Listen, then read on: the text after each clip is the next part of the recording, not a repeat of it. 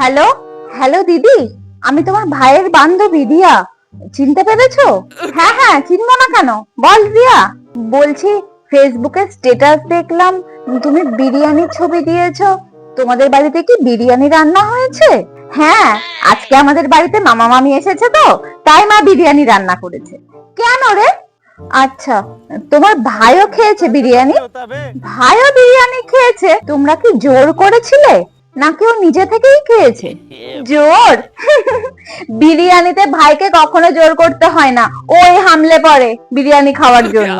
ও আচ্ছা, ঠিক আছে, রাখছি। হ্যালো হ্যালো রিয়া, এই শোন, কি হয়েছে রে? বিরিয়ানি খাওয়া নিয়ে কিছু কি হয়েছে বল আমাকে। না বুঝলাম, তোমার ভাইয়ের আর আমাকে প্রয়োজন নেই, থাকো একা। আরে কি হয়েছে বলবি তো। আমার সাথে তোমার ভাইয়ের ঝগড়া হয়েছে, তারপরেও ও বিরিয়ানি খেলো আনন্দে নাচতে নাচতে। বুঝলাম, সবই বুঝলাম, ওর জীবনে আমার আর প্রয়োজনীয়তা নেই।